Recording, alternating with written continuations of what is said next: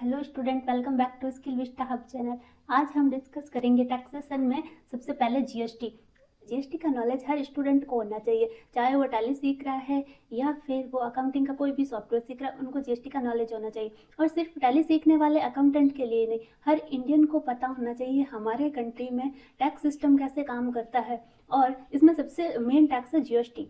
अगर आपको अभी तक जीएसटी में कोई भी डाउट है, कोई कंफ्यूजन है, ये टैक्स कैसे लगता है और क्यों लगता है, तो वो सारे डाउट इस क्लास के बाद आपके क्लियर होने वाले। आज की क्लास के बाद आप समझ पाएंगे कि हमारे कंट्री में जीएसटी कब से लग रही है, क्यों लग रही है और किस तरीके से लग रही है।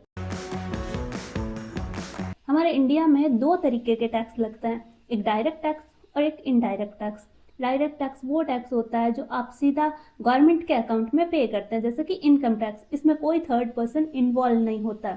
आपने एक साल में अपनी इनकम की डिडक्शन के बाद अपने स्लब के अकॉर्डिंग कैलकुलेशन की और गवर्नमेंट को टैक्स पे कर दिया।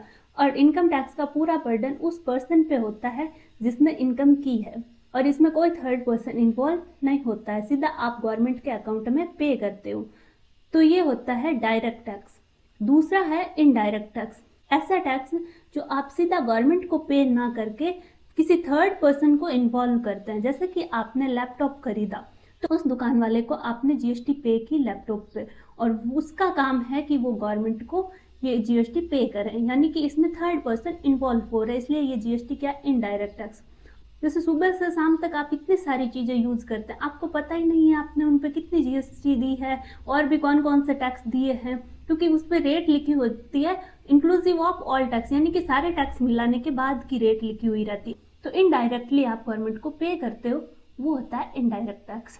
अब बात करते हैं जीएसटी, यानी कि गुड्स एंड सर्विस टैक्स, वस्तु एवं सेवा कर। एक ऐसा टैक्स जब आप वस्तु खरीदते हैं तब भी आपको जीएसटी देनी पड़ेगी, जैसे कि laptop, mobile, clothes, shoes, medicine, ऐसे कुछ भी आप गुड्स खरीदते हैं तो उस पर आपको जीएसटी देनी पड़ेगी।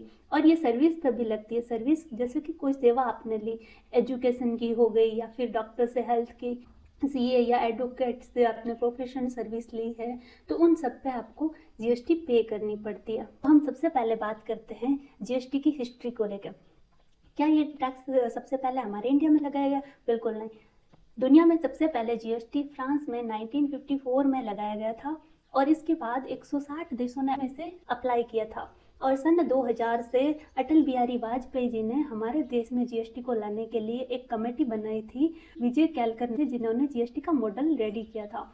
हमारे इंडिया में जो जीएसटी है वो कनाडा के बेस पे ली गई है, ड्यूअल जीएसटी, यानी कि जहाँ पे दो दो सरकारें हैं, सेंट्रल गवर्नमेंट और स्टेट गवर्नमेंट। 1 जुलाई 2017 को ये टैक्स इंडिया में लागू किया गया था, जिसे बोला गया जीएसटी, जिसका मेन पर्पज था वन नेशन वन टैक्स, यानी कि एक देश एक कर। जैसे आप लैपटॉप राजस्थान से खरीदेंगे तो उस पर 18% लगेगी जीएसटी, और इंडिया के किसी भी स्टेट से खरीदेंगे तो भी उस पर 18% ही जीएसटी देनी पड़ेगी।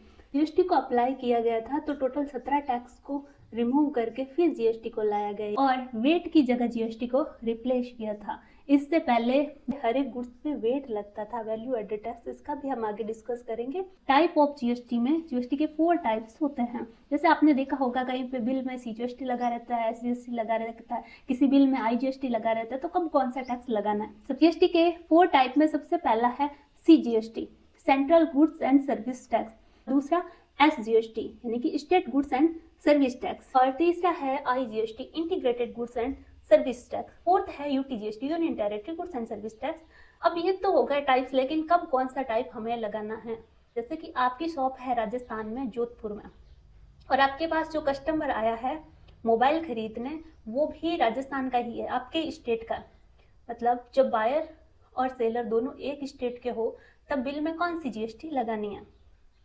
मान के चले कस्टमर ने 20,000 का मोबाइल खरीदा, तो आप उस पर 18% जीएसटी कैसे लगाएंगे, 9% सीजीएसटी और 9% एसजीएसटी, यानी कि 1800 रुपये। कस्टमर से आप जीएसटी लेंगे 3600 रुपये, और बिल बनेगा 23,600 का। अब इसमें जो 3600 रुपये आपने जीएसटी ली है वो गवर्नमेंट को पे करनी है, और 20,000 आप अपने पास रख दें। तो जब बायर और सेलर दोनों एक ही स्टेट के होंगे तब इनवॉइस में सीजीएसटी और एसजीएसटी लगाई जाती है। वही अगर आपका जो कस्टमर है वो अदर स्टेट से आता है, गुजरात से आया है, तब आप बिल में आईजीएसटी लगाएंगे। जैसे कि आपसे मोबाइल खरीदा 20,000 का, तो आप उस पर 18% IGST लगाएंगे, यानी कि सीधा 3600 रुपये आप उससे GST लेंगे। और मोबाइल की वैल्यू 20,000, तो टोटल बिल बनेगा 23,600 का।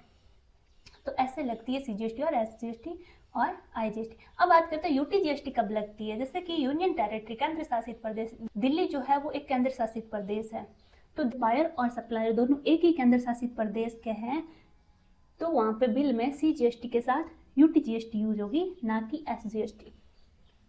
फिर बात करते हैं GST स्लैब की, यानी कि GST लगाने किस दर से। जब 1 जुलाई 2017 को लगाया गया था GST, तब इसकी दर कुछ अलग थी, और अभी 21 सितंबर 2025 में GST रिफॉर्म 2.0 के बाद स्लैब में थोड़ा चेंजेस किया गया है, वो भी हम डिस्कस करेंगे। लेकिन पहले हम ओल्ड स्लैब देख लेते हैं कि पहले कौन सी दर लग रही थी। GST की स्लैब ऐसे लगती है कि अगर आप बेसिक नीड्स वाले कुछ भी गुड्स या सर्विस लेंगे तो उस पर कम GST लगेगी, और ज़्यादा लग्जरी चीज़ें यूज करेंगे तो आपको ज़्यादा टैक्स देना पड़ेगा। सबसे पहली स्लैब है 0%, जिसको बोलते हैं नील रेटेड या फिर एग्जाम्प्ट। इसमें वो सारे आइटम्स आते हैं जिन पे अभी टैक्स नहीं लग रहा है, लेकिन इन फ्यूचर कभी भी इस पे GST लग सकती है, इसलिए इनको टैक्सेबल रखा गया, यानी कि टैक्स के अंडर में रखा गया है, लेकिन 0% की दर लगती है। क्यों? क्योंकि जब इसको GST के अंडर में रखेंगे तो कोई अदर टैक्स इस पर ना लगा सके। फिर सेकंड है 3%। 3% स्पेशल कैटेगरी वाले गुड्स पे लगती है, जैसे कि गोल्ड, सिल्वर, डायमंड, ऑर्नामेंट्स पे लगती है। और फिर 5% बेसिक नीड्स वाले गुड्स पे लगती है, जैसे कि अनाज हो गया, या फिर आप जैसे क्लॉथ खरीदते हैं 999 वाली रेट पे आपको 5% टैक्स देना होता है। आप कहीं पे भी जूडियो वगैरह में देखते हो, क्लॉथ्स और शूज़ पे रेट लिखी होती है 999 की अगर रेट होती है तो उस पर 5% GST देनी पड़ती थी। फिर आती है 12% GST, जैसे कि कुछ फूड आइटम्स हो गए, मेडिसिन हो गई, या फिर इलेक्ट्रॉनिक के आइटम, फर्नीचर वगैरह हो गए, उन पे 12% GST लगती है।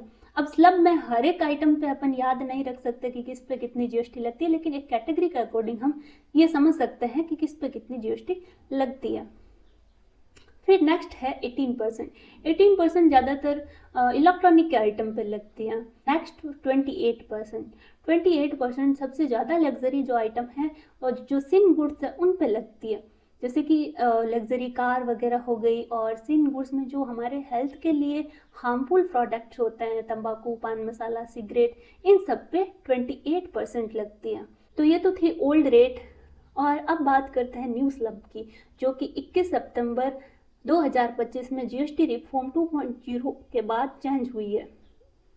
इसमें सबसे पहले 0% जो एग्जाम्प्ट आइटम्स है वो रखे गए हैं, तो 0% जैसे थी वैसे रखी गई है। फिर 3% में कोई चेंजेस नहीं किया गया, क्योंकि ये स्पेशल कैटेगरी की स्लैब है जिसमें सिल्वर, गोल्ड, डायमंड, ऑर्नामेंट्स आते हैं। और 5% जिन आइटम्स पे 12 और 18% लगती थी उनको कम करके 5% पे लाया गया है, जैसे बटर, पनीर, इन सबको 5% पे रखा गया। 5% के बाद 18% रखी गई है। जिन पे 28% GST लगती थी उन कई सारे आइटम्स को कम करके 18% पे लाया गया है। और इलेक्ट्रॉनिक के आइटम पे ये स्लैब लगती है। और फिर बढ़ाई गई है 40%। जो ज़्यादा लग्जरी आइटम्स है उन पे अब 28 नहीं, अब 40% GST लगती है, जैसे कि तंबाकू, पान मसाला, सिगरेट, इन सब पे 28 से बढ़ाकर 40% कर दी। और लग्जरी कार्स वगैरह हो गई उन पे भी 40% GST लगेगी।